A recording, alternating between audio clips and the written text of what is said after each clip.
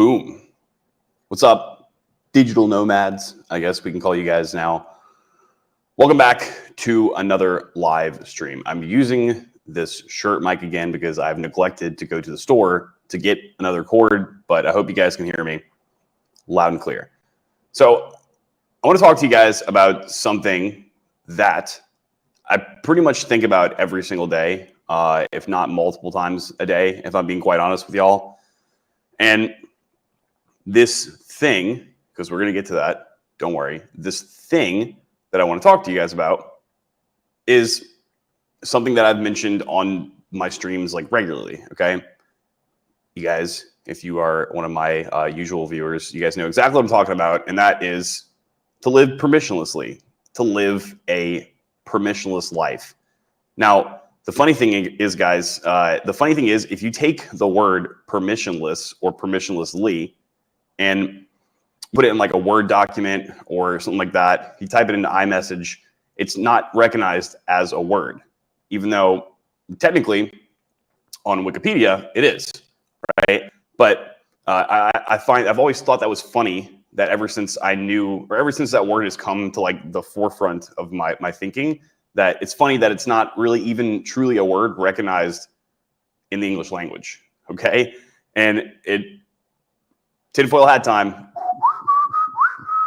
I'm not saying that that's a conspiracy, but it's like, it's funny to think about that, right? It's funny to think that word is not, it's not really an option to be a word, right? But it is. Don't let the dictionary or the thesaurus tell you guys otherwise, right? Now, before I can even explain what permissionless, to live permissionlessly, to live a permissionless life means, I'll have to basically, I'm going to need to explain to you guys why this came to be something that I think about and strive for every single day. And I guess I can do that with a simple story. Wade Emery, hey Josh, what up, Wade? Good to see you, man. Sam Wada says, is it in the dictionary? So I think it's in the dictionary, Sam, but like it's not recognized by like any kind of type of software that you would text in. Let's look. It's a good question, Sam. Let's find out. Permissionless. Now, permissionless might be, okay, but okay. So here's the results I get if I Google search permissionless, Sam. No, I don't want to record this. What are you talking about? Computer? What are you doing? Share screen. Yeah. Got it. All right. So here's the search you get. The number one search, it's blockworks.com. And this is a Web3 like website, Web3 company, right? Second one, Blockworks. Third one, Blockworks. And then you have what does it mean to be permissionless? PC Mag, definition of permissionless, Tech Target, free man law. So this might be, so okay, this is talking about blockchain too. You can see the word blockchain right there. So if you search that word, you're pretty much only going to be getting Web3 or blockchain based stuff, right? Because if we're all being honest to ourselves, friends, that word wasn't really a thing until this stuff became a reality, right? And this stuff, by this stuff, I mean Web3, blockchain tech, et cetera, right? But with that being said, Sam, I'm sure in some dictionaries the word permissionless might be there, but it's definitely not permissionlessly. If you add an ly at the end of it, it's not going to be in any dictionary. If it is, and someone finds it, DM me. Let me know, because I will immediately go buy the dictionary and support the company that made it. But okay, so I guess back to the story, which I can't explain to you guys fully what being permissionless or living a permissionless life means to me. Okay, to me, because this is me talking, not you guys. I'm not speaking for anyone else's behalf except for me. All right. I can't do that until I tell you guys my story behind why I want to do that. So boom, here we go. Story time, kids. And I hope you guys can hear me loud enough. In fact, you know what? To be safe, I'm just going to keep this like this. All right. I'm going to keep this right here like this. So story time. And I'm not going to go back and like tell you guys my entire RP origin story. All right. Go back to one of my older videos if you want to do that, or just get to know me, I guess. But I think we can start Let's start in like 2019. Let's start in like 2019, right before the coup happened. All right. So in 2019, prior to all the craziness, I was working as a software engineer, a traditional software engineer, where you work for a company and you're basically at the whims of a wage cage, right? The whims of a wage cage. If you guys don't know what I mean by that, then I'll let you guys take a look at this picture. I can even find it. All right, here we go. Oh boy. All right. If you don't know what I mean by wage cage, then take a look at your screen if you can, if you're not just listening to the audio. Wage cage. Right? Now, obviously, this is a facetious joke. Okay, this is a facetious joke. I'm being facetious with this. All right, but this meme didn't just come out of existence for no darn reason, right? And you know what? While we're here, let's just read the points from the wage cage meme. It's actually a poem. It's a poem, you guys. It's a poem. You guys want me to read y'all? You guys want me to read y'all the wage cage poem? Okay, let's read it. All right. Wagey, getting cagey. All day long, you sweat and ragey. Neat is comfy, neat is cool. Neat is free from work and school. Wagey trapped and wagey dies. Neat eats tendies, sauce, and fries. Wow. So powerful, isn't it? Thane Michael says, still waiting on that Elon internet to help me live permissionless. Go to starlink.com and sign up, my friend. I'm waiting. I paid Elon. I paid Tesla my $100 fucking. They better not jip me, man. I'm gonna cry. I'm gonna personally go. I had beef with Elon earlier, probably 9 months ago, and I think he's cool now. I no longer hate Elon anymore. But man, I would definitely have some beef with him again if I don't get my Starlink. All right, so, but I was remote. Okay. And actually at this point it was like semi-remote because I actually had to drive to Baton Rouge, Louisiana once a week. All right. Because my position, I worked for the government at this time as a software engineer, and my position required me to be at the state capitol, which, by the way, I was living in New Orleans, Louisiana in this time. All right. And I was making about, like $90,000 a year as a I'm 30 now. This is 2019. So I was like 26, 27-ish at this time, which 90 grand a year for a 26-year-old, 27-year-old in New Orleans, Louisiana, that wasn't bad. All right. That wasn't bad at all. I wasn't not complaining about the pay. Obviously my standards are a little bit different nowadays, but there's a reason for that. Okay. And yeah, I mean, 90K, it was enough to pay all my bills and have extra money on the side to do cool stuff with. That was it. But even though that was the case, whereas like most other people, most of my peers at the time and my friends, there weren't a lot of them that made the same amount of money as me. They might have made a little bit less, and maybe there's some that made some more, but I was doing good, right? I was doing good in retrospect to other people, which, by the way, different story. Don't compare yourself to other people. But back to our story, friends, even though I had enough money as basically a kid to pay my bills and to do what I want and do cool stuff, I wasn't fulfilled. All right. I was not fulfilled. Okay. I was feeling a sense of lacking in my life. Something was missing. So I began to realize that essentially my schedule, my life, my routine was really just dictated by others and everyone else around me, and whether or not they were going to allow or disallow me to do things. Okay. Doing XYZ. So, and I'm not just talking about work, but I most certainly am talking about work, the boss at the time, family as well, friends, and relationships too. Relationships with women, not waifu pillows. Although sometimes I think. So when I started to realize that those things, and I was like, hey, like if I just want to wake up at whatever time I want because I wanted to stay up till 3 a.m.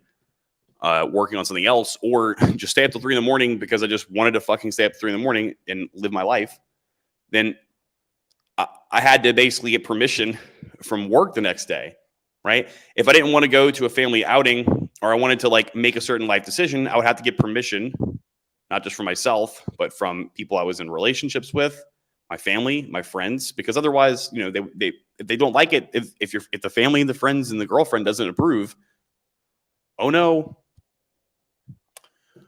happy wife, happy life, right? And that was when I decided that basically I wanted to be free. I wanted freedom. Freedom was what the most important thing for me was, and hence the reason for the name of this podcast, the Project Freedom Podcast. On another note, though, the most important part of being free, at least for me at that specific time in my life, was free financially. To be free financially, basically because all the income I was acquiring at the time was given to me based off of a service that I was doing for a company, okay? In exchange, they pay me, right? So I was currently dependent off of a third-party entity, a company. And I'm not talking about a company of like, you know, close compadres that you're doing work with. I'm talking about a corporate company, a large corporate company. I was dependent on them to make that $90,000 a year, to pay my car note, to pay my rent, and if I wanted to buy anything cool or extra with, I mean, I had to be working to do that, right? And although money is not the most important thing in life, because trust me, it's not.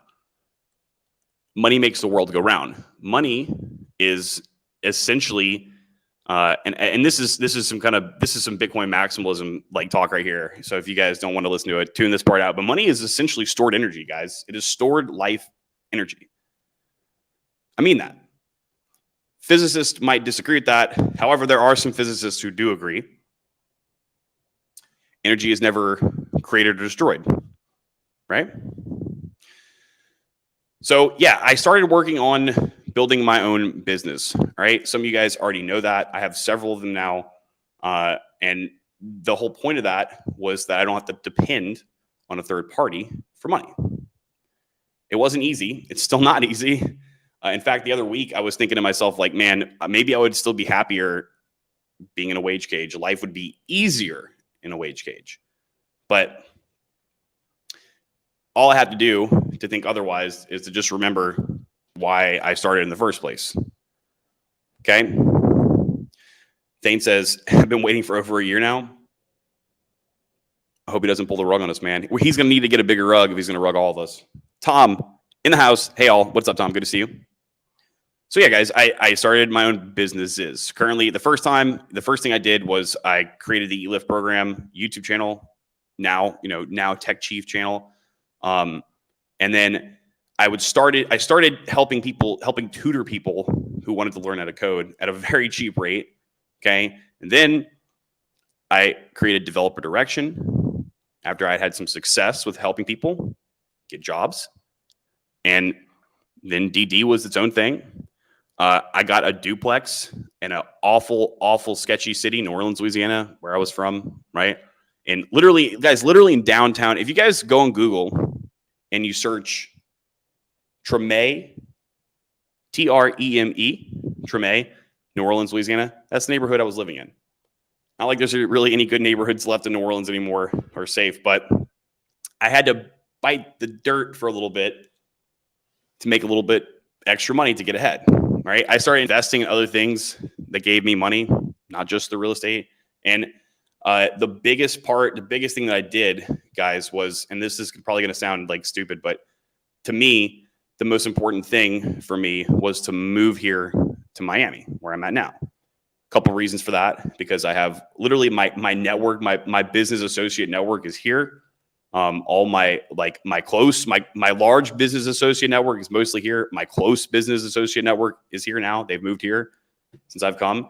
And it was more of like a symbolic thing of me like outgrowing Louisiana and Mississippi and moving over here and to a place where I was no longer the best person. Not saying that I was the best in New Orleans, Louisiana, but I wasn't like in that upper echelon of people, right? I came to a place where I was going to be in the low end of the totem pole. Tom is a WASP. I am from WASP, Wisconsin. Yeah, I'm sure that's not a bad area to try to like get some competitive juices flowing either. So moving to Miami, that was the most important thing for me because I was like, at that point, I was like, all my friends that are in Miami and everyone in that city is just like either nouveau rich or just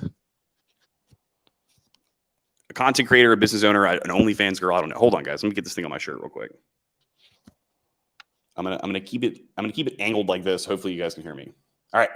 So that's what I did for about a year and a half. Okay. And then about November of last year, and if you guys had to go and look at the exact day, but it was the day of November of last year, 2021, that Bitcoin hit its all-time high of $64,000. That was the day that I quit my wagey job.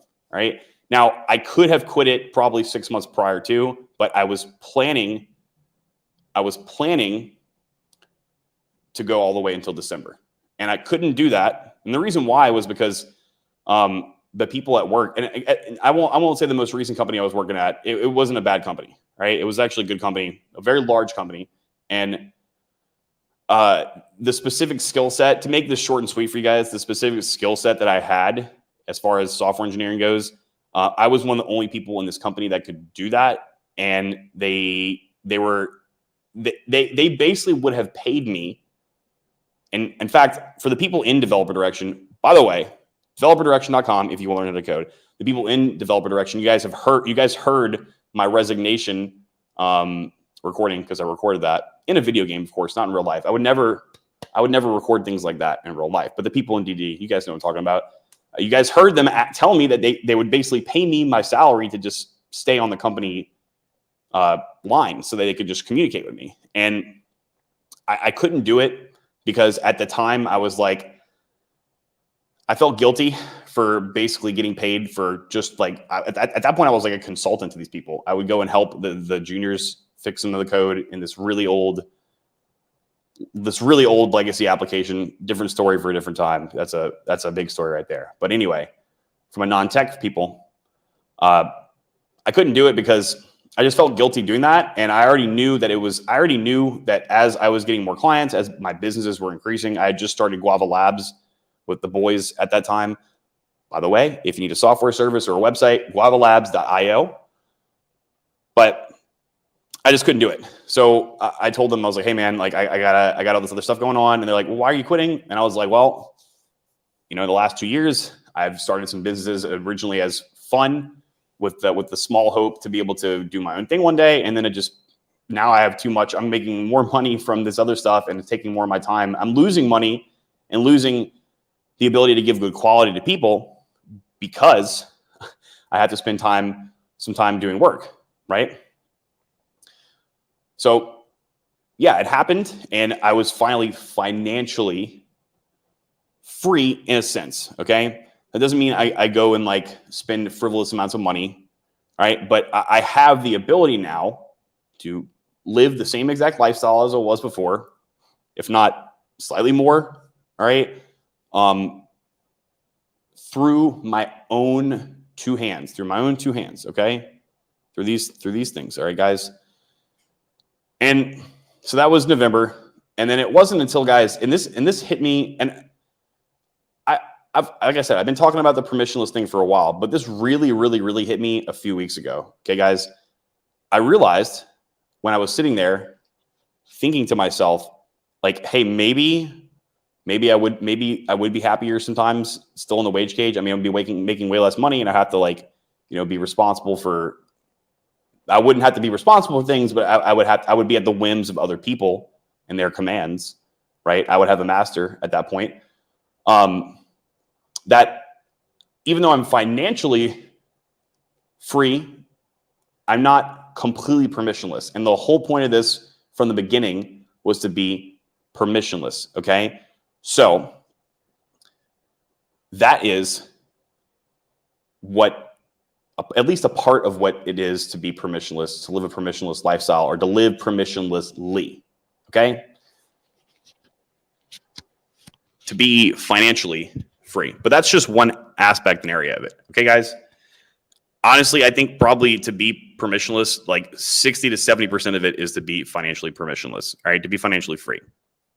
Obviously, you can't just live a permissionless life if you have no value to give to the world and you're going to receive nothing from it. Well, I mean, I don't know. You better have some really good DeFi protocol investments that are going to give you some passive income, all right? Which, again, that's not free either, right? But that part is only about maybe 60 to 70. Some could argue 80%, right? The money helps a lot. But there's a few other things, okay? There's a few other things. And you'll notice this if you ever get there, or if you are financially free, you guys will notice things like if you have a car and your car, you get a flat tire or something breaks, if you don't know how to change your oil or to change a tire, or at least put the spare tire onto the car on the side of the road, and you got to call somebody to do that, and yeah, you can call and pay for it. But what if you're in a pinch? What if you're in a bad, tight situation? You got to go. You have to depend on other people to do that. And it seems like it's just one small thing, guys. But again, that is just one small thing. All right. If you want to be able to do things like build software, build your own website, if you have to pay other people to do it, well, that's not always so bad. Guavalabs.io if you need software. But it's better, in my opinion, to learn to do things like that on your own, at least to have the understanding of them, so that if you're going to go and pay someone to do it just for the simplicity of saving your time, then you're not going to get fleeced. You know what you're going to get, and you're able to communicate with these people, and it should be more seamless. And if you do actually have to put your hands on the stuff and do it yourself, you can. Same thing goes for like fixing average stuff around your house. Like the last thing I want to do is to fucking call somebody to come and fix something. And like, especially here in Miami, you call somebody, guys, if you guys remember, I had no AC for like 8 weeks because they just couldn't come and do it. And if I would have just said to myself, nah, screw this, I'm going to go try to fix it myself, I could have went there, could have found out that this tiny little circuit board that was on there had no power going into it. And that maybe if that circuit board, which is probably like $15, just were to simply be replaced by myself with 2 screws, I could have had AC for an extra almost 2 months in the hot summer of Miami. But learning hard skills, guys, that's really important. Okay, that's also important. Tom says, you're talking about gulching. See Claire Wolf's book from the early 2000s. I will. Gulching? Did I say that right? Gulching. But back to the money aspect of it, just having income, okay, guys, doesn't necessarily just mean that you're financially free too. What if your income's in a bank? What if you want to go and get $10,000 cash out? Go ahead. If anyone wants to go and try to take 10 grand cash out of your bank right now, especially right now, I will give you $1,000 if somebody can go and prove to me that they went to a bank on short notice, like you just walk into the bank and ask for 10 grand from your account. Seriously, somebody DM me if you can. I'll be surprised. But also, what if it's like you spend your money on a card somewhere out of the country for something you want to buy and you get declined? What if, I don't know, the financial system just goes to shit? People who have personal agendas become in power, and all of that hard-earned cash you have in your bank account just goes to nothing. Well, or they just prevent you from even using the money. That's not really having full and total permission over your finances, right? So yeah, you could say you could buy Bitcoin, or you could buy crypto or whatever, get into crypto, but are you going to leave that stuff on an exchange? If so, well, like we saw with like 8 different instances this year. If the government, if Uncle Sam wants to come and take your money off in exchange, take your crypto off in exchange, she certainly can. Why? Because you don't own your private keys, not your coins, right? Speaking of, friends, I actually do have a affiliate partnership with Trezor now. Thanks to that Trezor video that I made. Thank God. I'm so happy. But I really legit, I love Trezor, guys. I actually like use Trezor, right? Obviously right now, this is not a real Trezor. This is me in a video game and I don't have a Trezor. But if you guys do want a Trezor, you guys check the description box below. It's like the entry level one for $90, but it comes with $25 of free Bitcoin if you buy it. Self-custody. That's being permissionless. That's a huge part of it right there, in my opinion. And even if you don't want a Trezor, like get a paper wallet, do something, okay? Have full and total control over your finances so that you don't have to ask for permission, okay? So let's go over these things that we talked about. Be financially free, okay? Have total control over your finances. If you have something part of your finances keep in the bank what you're willing to lose, okay? That's how backwards the world is now. Like, keep the cash in your bank that you're willing to lose. Go to the shitcoin casino with the money that you want to protect, right? I mean, it's a fucking joke, but in all seriousness, guys, in all fucking seriousness, now this is a fact. If you would have just taken your cash, please, I'm not saying this is not advice, all right? I'm not a financial advisor, okay? But if you would have just taken all of your cash, like let's go back 2 years ago, okay? If you had $20,000 in the bank and you were to just buy Dogecoin or Shiba Inu, literally, you would have not only outpaced inflation, but you would have gotten like at least probably 100x, but at least a 10x on your return on your money, right? And you could have custodied it somewhere like this thing, all right? And nobody can take it from you. Now that's a whole nother story. And I should do, since I do have a partnership with them now, I should do a whole stream on why self-custody is important. So I guess I will do that. I'll do that tomorrow, guys. But that was 3. Learn hard skills, all right? Learn to code. Learn to be an accountant, I suppose. I don't know. I don't really consider accountant a hard skill. I'm sorry. Now I'm being facetious. Learn how to do manual labor, right? Learn how to fix your own things. This is going to sound super lame, guys, but my spotted pointy dog, who is sleeping on the sofa right now, he tore a hole in my sofa, and I literally got a sewing kit and sewed it back together instead of buying a new one because I didn't feel like having to ask Amazon for permission. That might have been a little too overboard, but in all seriousness, though, if something needs to get fixed and you need something temporarily, like at least if you have the ability and the skill set to do that, I believe that's important, okay? Other than that stuff, the rest of it, I think, is just being able to have, because again, like I told you guys, I think the money is a huge part of it, okay? And it's not so that you can go buy Lamborghinis and Ferraris, all right? It's so that you have the ability, if you need to go and buy a plane to exit a shitty country, you can do that, right?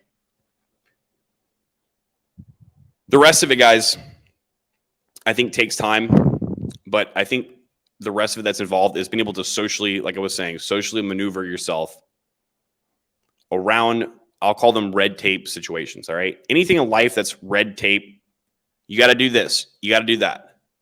No, you actually might not have to.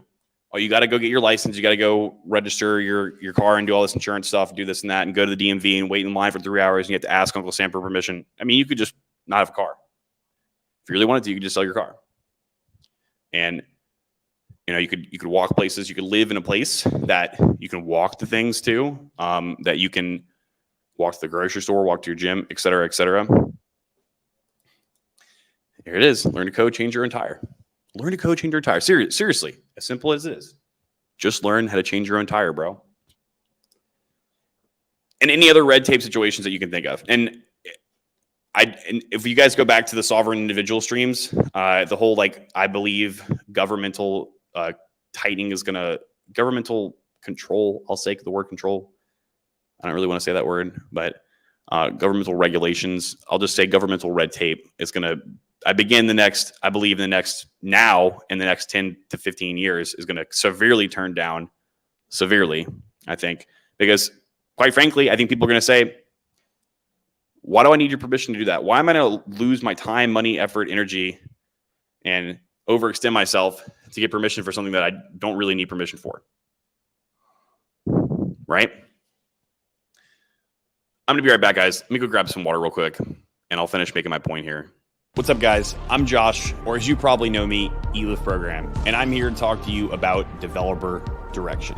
What is Developer Direction, you might ask? We are the ultimate IT network and training academy. Ever heard of Fight Club? Yeah, it's kind of like that, but with more computing power. We teach and give courses just like boot camps, but that's not all. We help people actually get jobs, unlike colleges, and we help people get better jobs with better pay and a better life. Here at DD, you don't get grades because your performance is reflected upon by how good you're doing in the real world. You won't accumulate hundreds of thousands of dollars in student debt because we offer a one-time yearly fee that's a fraction of that price. And you won't be wasting your time learning about the latest and greatest social trends because you'll be too busy learning about the latest and greatest trends in the tech and IT market. From courses to networking to problem solving to teaming up together on projects, giving and receiving mentorship, we've got it all. So whether you're a beginner who knows nothing about code or tech, a college student, or a 50-year vet, we got you covered. So head on over to developerdirection.com, sign up for the mail list if you want to keep up with our latest and greatest. I'm back from the ethers. So yeah, like Thane Michael said, learn to code, learn to change your own tire, etc., etc. Realize that you're never going to be truly free until you actually can do the things that you want in life. And let me make this point too. When I say like live a permissionless life, the permission to do anything, I'm assuming, okay, I'm assuming that you guys are good people and that no one's wanting the permission to just go on the street and just pow to somebody. Okay, that's not what I'm talking about. But the permission to do the things in life that you want to do without the dependency on corporations, on other people, financially, emotionally, mentally, spiritually, everything. All right, guys, that's what I mean by that. If you do want to learn how to code, developerdirection.com. If you want to get in contact with me, I think the new site's URL is techchief.io, but it should reroute you to ELP because we haven't made the new site yet. And then guavalabs.io if you want some software done or software as a service. And then finally, again, to reiterate, link in the description below to get yourself a Trezor, receive some free corn, some free 25 bucks of corn. And that's it, guys. Somebody please remind me to get the cord for this before tomorrow, for the love of Pete. Somebody please remind me because I don't want to hold this. I don't want to hold this little shirt mic, guys. All right. That is it, and that is all. I love you all. See ya.